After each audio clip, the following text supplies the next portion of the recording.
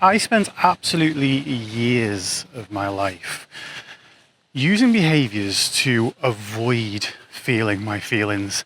And I don't just mean the negative behaviours that we might use to escape from things. I actually mean the positive too.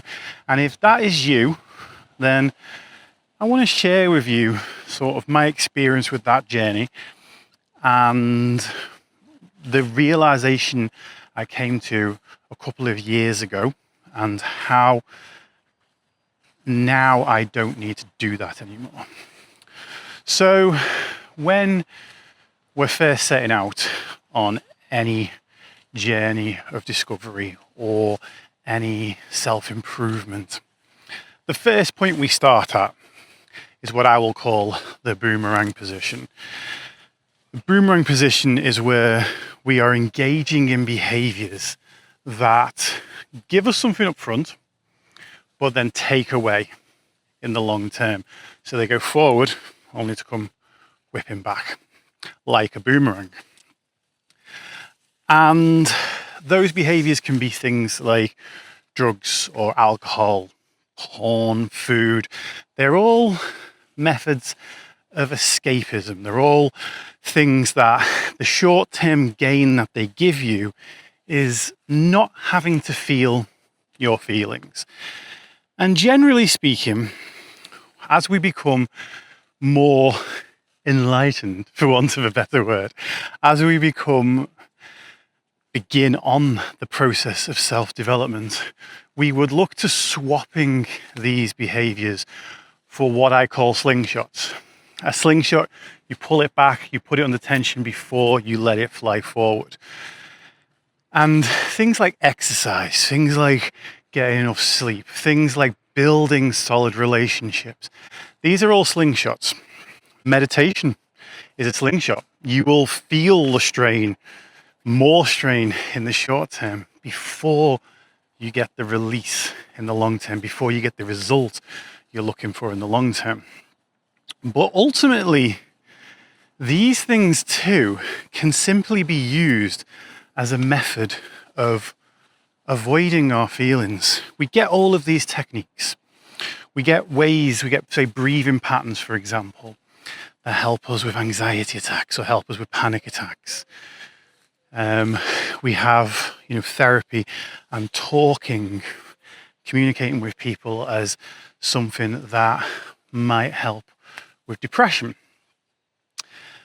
But ultimately, what all of these things are doing is still saying to you, I can't handle this emotion. I can't handle being in this emotion.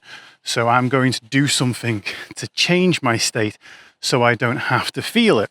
Now, when we move from boomerang behaviors into slingshot behaviors, I think this is an amazing, fantastic step forward, because even though we're using those behaviors as a way to step out of those emotions that we can't sit with, we're doing it in a way that doesn't cause us harm later on. There's no comeback. The boomerang's not coming back to hurt you. The behavior is not coming back to hurt you. With things like alcohol, drugs, porn, gambling, all those things, the behavior comes back to hurt you. It might give you the excitement or the escapism in the short term, but it comes back to hurt you. So this is a fantastic step forward to move into a position where you're in behaviors that might help you escape from feeling those emotions, but don't come back to hurt you.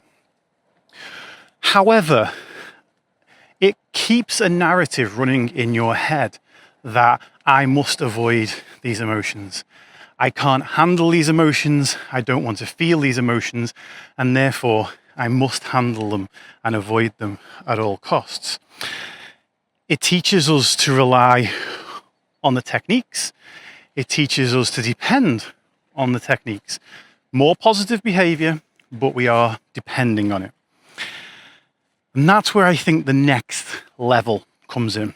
And it wasn't until I was listening to the audiobook version of Dr. Anna Lembke's Dopamine Nation about 3, maybe even 4 years ago. If you get to my age, time stops meaning things. It just doesn't make sense anymore. But I was listening to that book, And in it, Dr. Lembke talks about that every time we push on this pleasure side of things, we are welcoming pain in the future, even with the more positive behaviors. And she talks quite close to the end about the concept of just sitting with the feeling, accepting the feeling, accepting that it is there, and telling a different story, starting a different narrative, that I don't need to run away from this. That feeling, if you sit with it and you don't fight it, it will run away from you. All feelings do eventually pass. Eventually is different for all of us. For some people, those feelings may pass in moments. For others, they may pass in months. But by sitting with that emotion and accepting it is there, and accepting the fact that you have survived every instance of this emotion in the past, this emotion has come and gone before, and you have got through it. And sometimes we begin to depend on those techniques and those skills too much, and we lose agency in ourselves.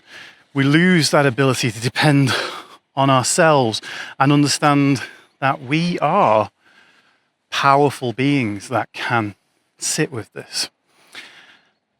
And when I first did that, after listening to this book, it was such an empowering experience, because the narrative stopped being, if I get anxious, I have tools I can use, to, if I get anxious, I can deal with it. It's okay. I don't need the tools. I can do it by myself. And it's an interesting thing, because so many of these emotions, the emotion is there and runs off a narrative. But so many times that emotion is worsened by the narrative we have. And the narrative of, I can't handle this, I can't do it on my own. If I can't meditate for the next 20 to 30 minutes, I will not be okay. If someone is not here to talk me through this panic attack, I will not cope. That narrative is a cause and a contributing factor to the very anxiety that you're trying to escape from. And a narrative of, if it comes, I can take care of it. If it comes, I can ride it out. If it comes, I can just be with it and just be okay. That narrative is so much stronger. And that is ultimately where I've landed with it, and where I want you to land with it too, is the fact that by sitting with the emotion, by saying, I am experiencing anxiety right now, I am experiencing depression right now, and that is okay. It might mean, it's a big slingshot in itself, it might mean that those moments themselves are harder. But the long tail on this, when you build that narrative and that story yourself, that you are strong, you are capable, you can and will get through this, that is true power.